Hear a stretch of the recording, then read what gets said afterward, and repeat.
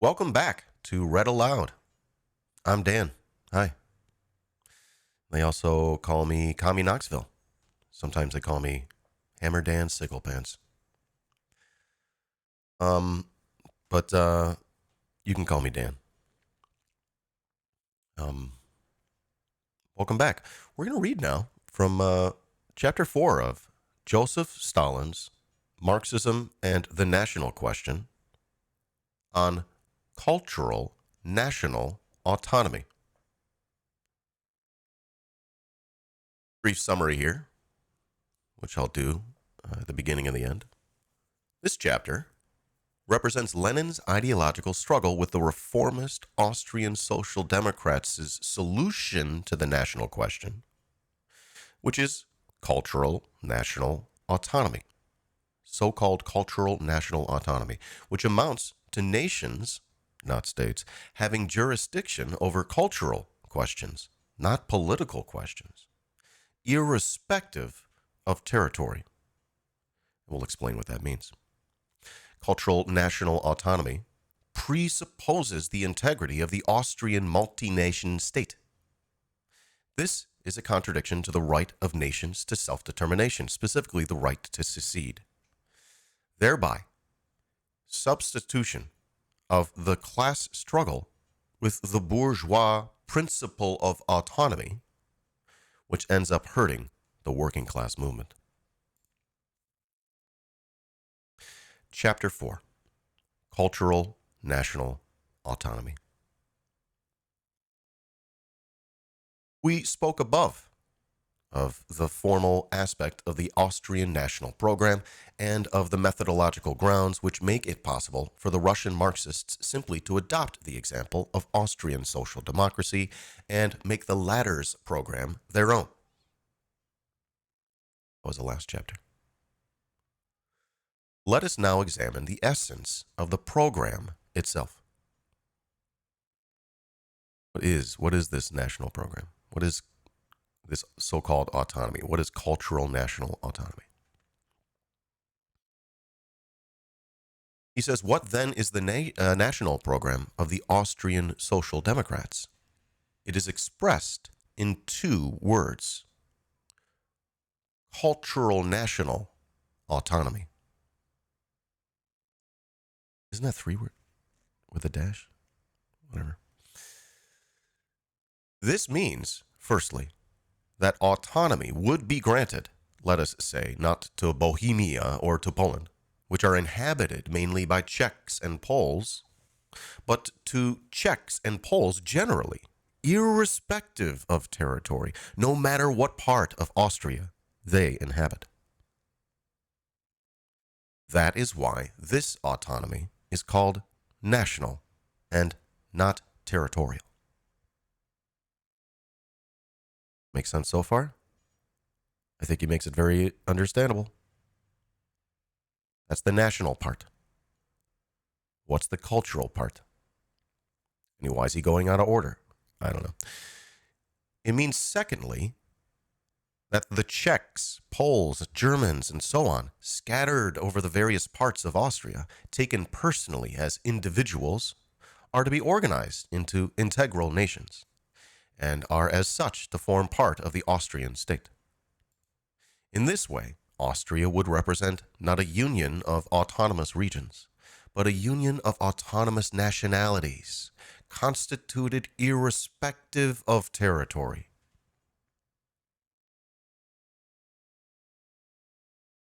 It means, thirdly, that the national institutions which are to be created for this purpose, for the Czechs, Poles, and so forth, are to have jurisdiction only over cultural, not political questions.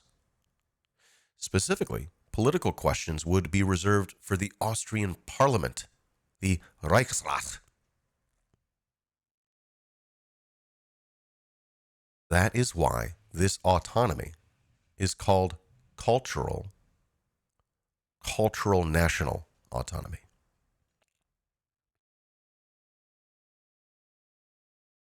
All right, type 1 in chat if that is clicking for you. Type something else if it's not. What questions do you have about what we just read? I think that's very clear.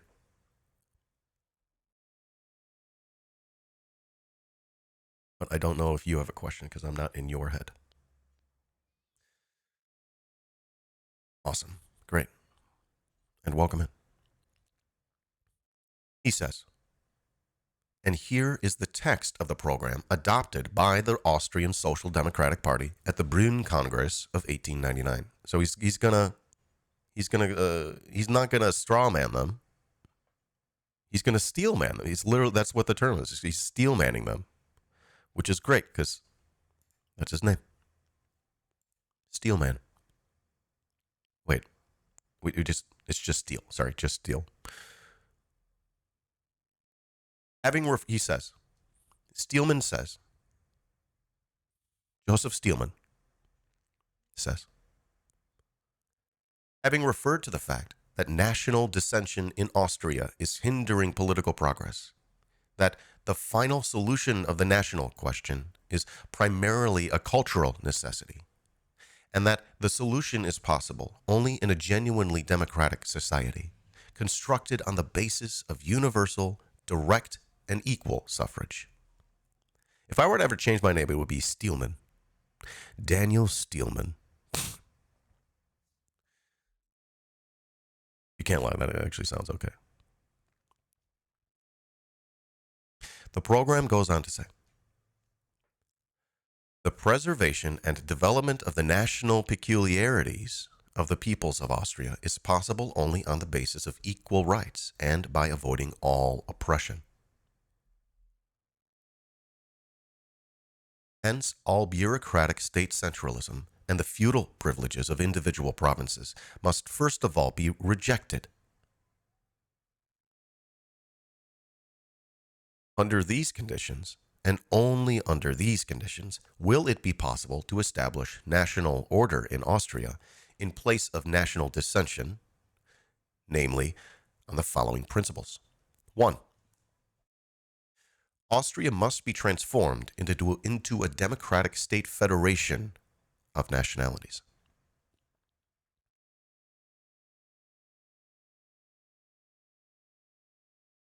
2.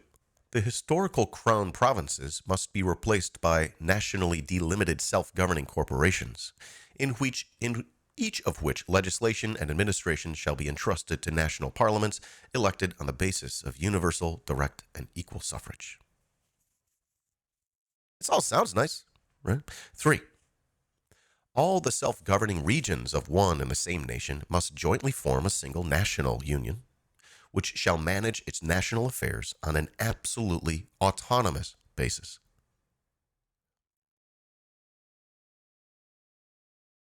4.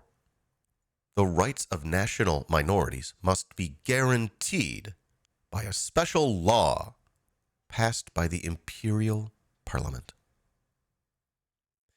The program ends with an appeal for the solidarity of all the nations of Austria. It is not difficult to see that this program retains certain traces of territorialism, but that it, in general, it gives a formulation of national autonomy. It is not without good reason that Springer, the first agitator on behalf of cultural national autonomy, greets it with enthusiasm. Bauer supports this program, calling it a theoretical victory for national autonomy. Only, in the interests of greater clarity, he proposes that point 4 be replaced by a more definite formulation, which would declare the necessity of constituting the national minority within each self-governing region into a public corporation for the management of educational and other cultural affairs. So again, he's not straw manning him, he's steel manning him. So if you're Bauer and you're reading this critique, you're like, okay, yeah, I did say that. He didn't lie. So now I got to argue, there you go. It's a steel man. That's what that is. And Steelman says, such is the national program of Austrian social democracy. So derisively he says this, right? Let us examine its scientific foundations. Let us see how the Austrian Social Democratic Party justifies the cultural national autonomy it advocates. Let us turn to the theoreticians of cultural national autonomy, Springer und Bauer. The starting point of national autonomy is the conception of a nation as a union of individuals without regard to a definite territory. That's pretty much it. According to Springer, nationality is not essentially connected with territory. Nations are autonomous unions of persons. Bauer also speaks of a nation as a community of persons which does not enjoy exclusive sovereignty in any particular region. Obviously, this flies in the face of Stalin's definition, which says that a nation is bound territorially. Stalin says. But the persons constituting a nation do not always live in one compact mass. They are frequently divided into groups, and in that form are interspersed among alien national organisms. You may think Stalin is referring to alien as in, someone outside of your nation, from an alien nation, from, a different nation. But really, he's talking about aliens from space.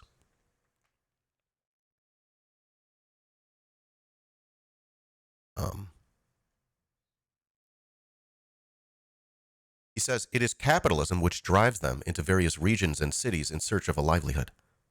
But when they enter foreign national territories and there form minorities, these groups are made to suffer by the local national majorities in the way of restrictions on their language, schools, etc. Hence, national conflicts. Hence, the unsuitability of territorial autonomy. The only solution to such a situation, according to Springer und Bauer, is to organize the minorities of the given nationality dispersed over various parts of the state into a single general interclass national union. Such a union alone, in their opinion, can protect the cultural interests of national minorities, which is really what this question is all about. This is what we're getting down to here.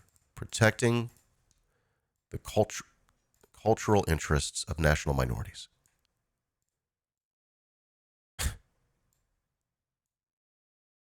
And he says, and it alone, that such a union, an interclass national union, they believe is capable of putting an end to national discord. Springer says, hence the necessity to organize the nationalities to invest them with rights and responsibilities. Of course, a law is easily drafted, but will it be effective? If one wants to make a law for nations, one must first create the nations. Unless the nationalities are constituted, it is impossible to create national rights and eliminate national dissension. Bauer expressed himself in the same spirit when he proposed, as a demand of the working class, that the minorities should be constituted into public corporations based on the personal principle. What does that mean? How? How is a nation to be organized? How is one to determine to what nation any given individual belongs? Springer says, nationality will be determined by certificates. The fuck does that mean? He says every individual domiciled in a given region must declare his affiliation to one of the nationalities of that region. It's like a sorting hat, but you do it yourself. It's like a choose your own adventure.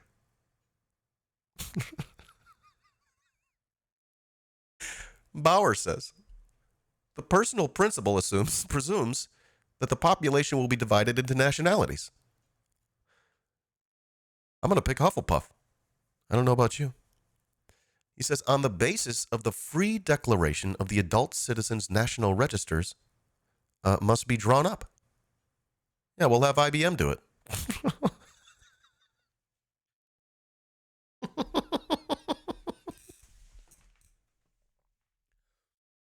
All the Germans in nationally homogeneous districts, says Bauer, and all the Germans entered in the national registers in the dual districts will constitute the German nation and elect a national council.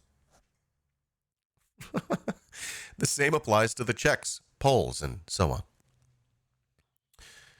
According to Springer, the National Council is the cultural parliament of the nation, empowered to establish the principles and to grant funds, thereby assuming guardianship over national education, national literature, art, and science, the formation of academies, museums, galleries, theaters, etc. It sounds so nice. How can you hate it? What's wrong with that? Dan, why do you dislike this? Well, I'll tell you why. Such will be the organization of a nation and its central institution. According to Bauer, the Austrian Social Democratic Party is striving, by the creation of these interclass institutions, to make national culture the possession of the whole people, and thereby unite all the members of the nation into a national cultural community. One might think that all this concerns Austria alone. But Bauer does not agree. He emphatically declares that national autonomy is essential also for other states, like Austria, which, like Austria, consist of several nationalities.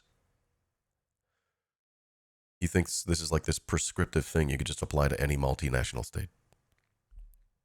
He says, according to Bauer, he says, in the multinational state, the working class of all the nations opposes the national power policy of the propertied classes with the demand for national autonomy.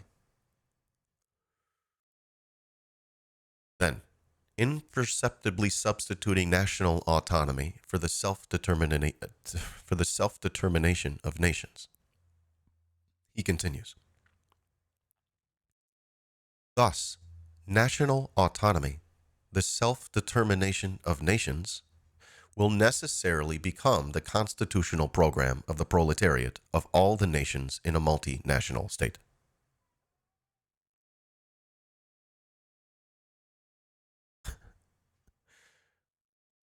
It's a wild sentence. But he goes still further. He profoundly believes that the interclass national unions constituted by him and Springer will serve as a sort of prototype of the future socialist society. For he knows that the socialist system of society will divide humanity into nationally delimited communities, that under socialism there will take place a grouping of humanity into autonomous national communities, that thus socialist society will undoubtedly present a checkered picture of national unions of persons and territorial corporations, and that accordingly the socialist principle of nationality is a higher synthesis of the national principle and national autonomy. Stalin says, enough, it would seem.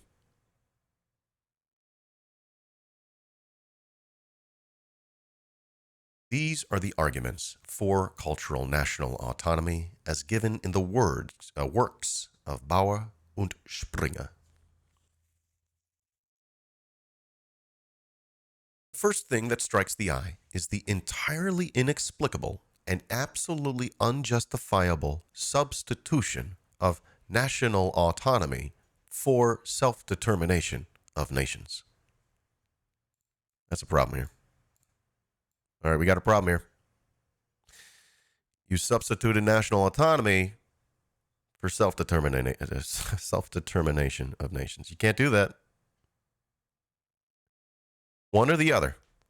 Either Bauer failed to understand the meaning of self-determination, specifically with regards to secession, my gosh, or he did understand it, but for some reason or other he deliberately narrowed its meaning. For there is no doubt that cultural national autonomy presupposes the integrity of the multinational state, whereas self-determination goes outside the framework of this integrity, and B, that self-determination endows a nation with complete rights, whereas national autonomy endows it only with cultural rights. That in the first place. In the second place, a combination of internal and external conditions is fully possible at some future time, by virtue of which one or another of the nationalities may decide to secede from a multinational state, say from Austria. Did not the Ruthenian Social Democrats at the Brünn Party Congress announce their readiness to unite the two parts of their people into one whole? Sorry, I couldn't get through that sentence. What, in such a case, becomes of national autonomy, which is inevitable for the proletariat of all the nations? What sort of solution of the problem is it that mechanically squeezes nations into the Procrustean bed of an integral state? I don't know what that means. I'm not looking it up right now. The fuck is a Procrustean? Anybody? All right, chat, bail me out here. He says, further, national autonomy is contrary to the whole course of development of nations. He was allegedly a Latin or Greek philosopher. Thank you, Chad. Crustius. Not a great name. Whatever. National autonomy is contrary to the whole course of development of nations. It flies in the face of history, he says. He says history doesn't work this way. He says it calls for the organization of nations, but can they be artificially welded together if economic development tears whole groups from them and disperses these groups over various regions? He invented Uncrustables. Okay, whatever. He says there is no doubt that in the early stages of capitalism, nations become welded together. But there is also no doubt that in the higher stages of capitalism, a process of dispersion of nations sets in. A process whereby a whole number of groups separate off from the nations, going off in search of a livelihood and subsequently settling permanently in other regions of the state. In the course of this, these settlers lose their old connections and acquire new ones in their new domicile, and from generation to generation acquire new habits and new tastes, and possibly a new language. The question arises, is it possible to unite into a single national union groups that have grown so distinct? What are the magic links to unite what cannot be united? I'm thinking of Palestine. Is it conceivable that, for instance, the Germans of the Baltic provinces and the Germans of Transcaucasia can be united into a single nation? It's like the one-state solution where the occupiers get to stay. A so-called state with equal rights, is that right? Anyways. But if it is not conceivable and not possible, wherein does national autonomy differ from the utopia of the old nationalists, who endeavored to turn back the wheel of history?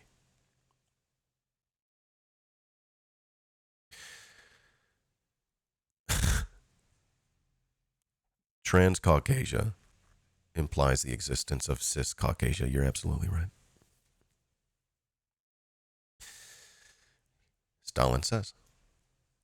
But the unity of a nation diminishes not only as a result of migration. It diminishes also from internal causes, owing to the growing acuteness of the class struggle. In the early stages of capitalism, one can still speak of a common culture of the proletariat and the bourgeoisie.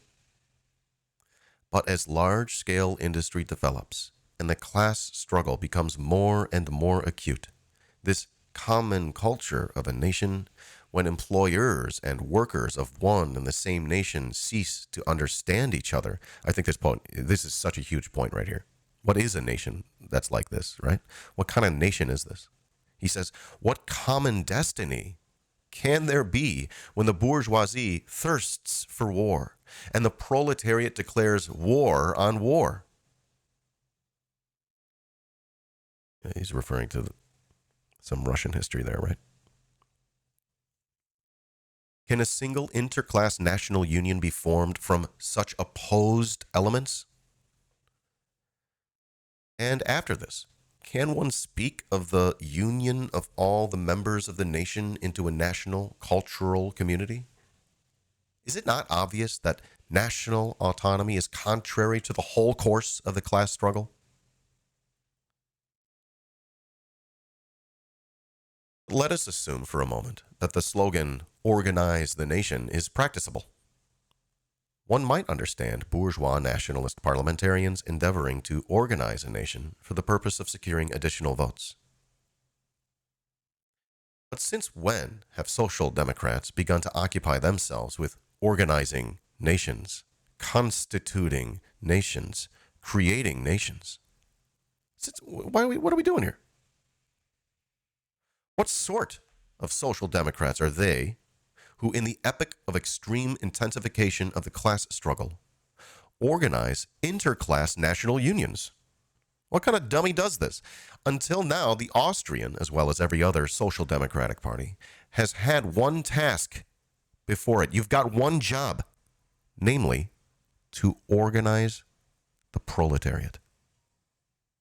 That's your one job. That task, apparently, has become antiquated. Springer and Bauer are now setting a new task, a more absorbing task, namely to organize a nation. How about that, right? Welcome in.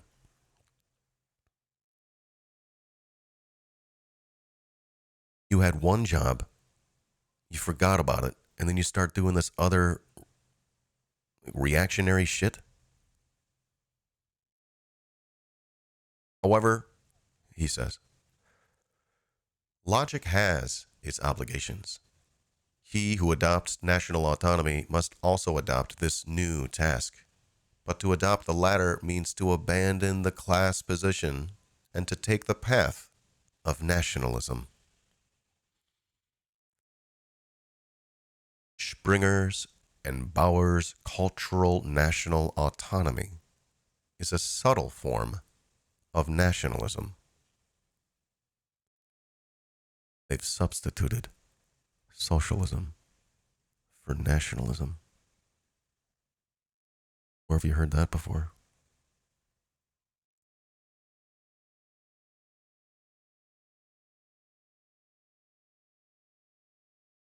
He says, and it is by no means fortuitous that the national program of the Austrian Social Democrats enjoins a concern for the preservation and development of the national peculiarities of the peoples. Just to think, to preserve such national peculiarities of the Transcaucasian Tatars as self-flagellation at the festival of Shaksay Vaksay, or to develop such national peculiarities of the Georgians as the vendetta. And I have no idea what he's talking about. I did not look this up. The Tatars, what are they doing? They're beating themselves at some festival, and then Stalin starts ripping into the Georgians. National peculiarity of the vendetta. What is the vendetta? I don't know. He's not doing a racism. He's talking about Georgians. He's Georgian. You know? So I don't know what he's doing. I don't know. I didn't dig into it, and I'm not going to. I'm moving on. He says, a demand of this character is in place in an outright bourgeois nationalist program. And if it appears in the program of the Austrian Social Democrats, it's because national autonomy tolerates such demands. It does not contradict them.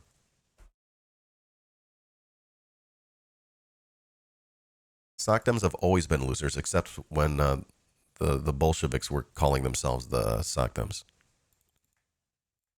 But that didn't make all Socdems cool. Only some of them were cool. Okay. Yeah. Chat says, not sure what he means with a vendetta. There could be a callback to his referencing anti-Armenian sentiment within Georgia from earlier. Okay. That vendetta against the Georgian working classes vendetta against the Armenian bourgeoisie exploiting them. Okay. Okay. Thank you, chat.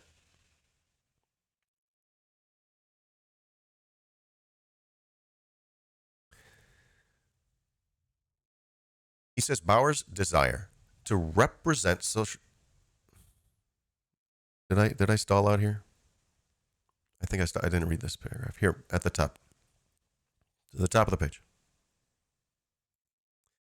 But if national autonomy is unsuitable now, it will be still more unsuitable in the future socialist society. Bauer's prophecy regarding the division of humanity into nationally delimited communities is refuted by the whole course of development of modern human society.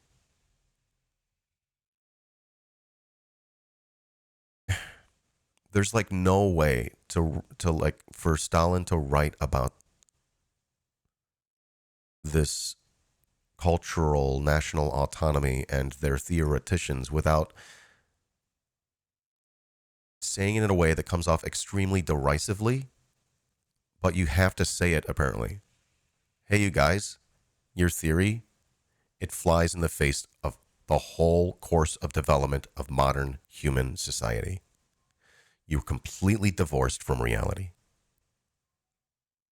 Sit the fuck down. Adults are speaking. He says national barriers are being demolished and are falling rather than becoming firmer. As early as the 1840s, Marx declared that national differences and antagonisms between peoples are daily more and more vanishing, and that the supremacy of the proletariat will cause them to vanish still faster. The subsequent development of mankind, accompanied as it was by the colossal growth of capitalist production, the reshuffling of nationalities, and the union of people within ever larger territories, emphatically confirms Marx's thought. I know we talked about it. Bauer's desire to represent socialist society as a checkered picture of national unions of persons and territorial corporations is a timid attempt to substitute for Marx's conception of socialism a revised version of Bakunin's conception. The history of socialism proves that every such attempt contains the elements of inevitable failure. There is no need to mention the kind of socialist principle of nationality glorified by Bauer, which in our opinion substitutes for the socialist principle of the class struggle the bourgeois principle of nationality. If national autonomy is based on such a dubious principle, it must be admitted that it can only cause harm to the working class movement.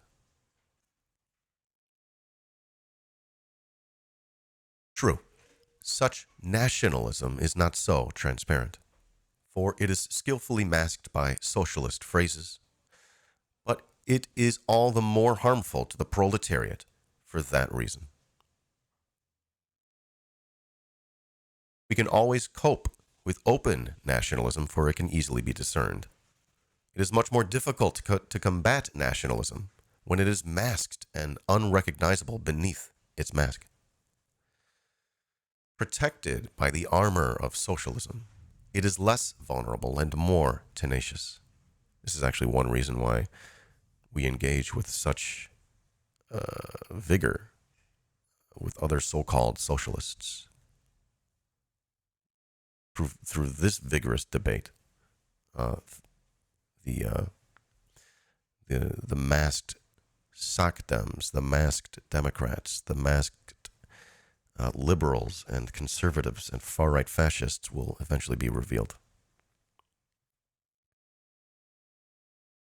And then we could debate them, because that's how you beat them, I guess. Right, Mehdi Hassan?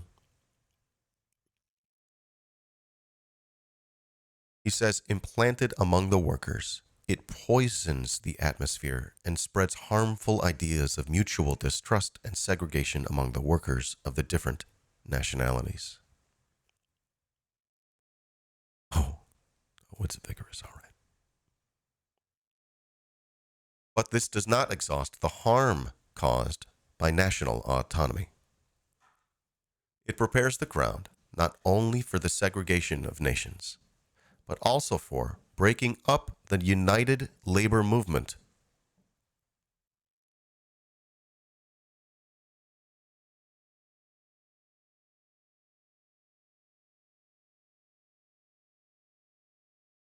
The idea of national autonomy creates the psychological conditions for the division of the United Workers' Party into separate parties built on national lines. The breakup of the party is followed by the breakup of the trade unions, and complete segregation is the result. In this way, the united class movement is broken up into separate national rivulets. And the critic will say, oh, Stalin, you're just making shit up. That doesn't happen. And he says, Austria, the home of national autonomy, provides the most deplorable examples of this. As early as 1897, at the Wimberg Party Congress, the once united Austrian Social Democratic Party began to break up into separate parties. Great job, guys. Imagine watching this from Russia or wherever you're in exile. The breakup became still more marked after the Brünn Party Congress in 1899, which adopted national autonomy. It's leading to fissures in their movement, leading to splits, to breaks. Matters have finally come to such a pass, that in place of a united international party, there are now 6 national party, of which the Czech Social Democratic Party will not even have anything to do with the German Social Democratic Party. Great job, guys. Way to go. Fucking sock dems. But with the parties are associated the trade unions. Uh-oh. See how this works? In Austria, both in the parties and in the trade unions, the main brunt of the work is borne by the same social democratic workers. There was therefore reason to fear that separatism in the party would lead to separatism in the trade unions, and that the trade unions would also break up. Oh, that'll never happen. Shut up, you fucking tanky. He says, that in fact is what happened. The trade unions have also divided according to nationality. Great job, guys.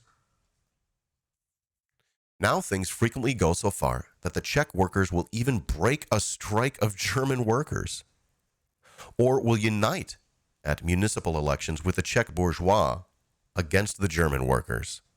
Great job, guys. Sock thems. They never learn. It will be seen from the foregoing that cultural national autonomy is no solution of the national question. Not only that, it serves to aggravate and confuse the question by creating a situation which favors the destruction of the unity of the labor movement, fosters the segregation of the workers according to nationality, and intensifies friction among them. Such is the harvest of national autonomy. And that brings us to the end of Chapter 4, Cultural National Autonomy. Stalin's ideological struggle with the reformist Austrian Social Democrats' solution to the national question, cultural national autonomy, amounts to nations having jurisdiction over cultural, not political, questions, irrespective of territory. It presupposes the integrity of the Austrian multi-nation state, a contradiction to the right of nations to self-determination, specifically the right to secede, thereby substituting the class struggle with the bourgeois principle of autonomy, or nationalism, which ends up hurting the working class movement in various ways. And that is Chapter 4. If you enjoyed my content, please feel free to support. You can support on Twitch with a subscription or a couple biddies here and there. You can support on Patreon monthly, or you can support with a one-time tip. Thank you all for listening. Looking forward to reading Chapter 5, The Bund, Its Nationalism, Its Separation. We will see you there next time. Love your face.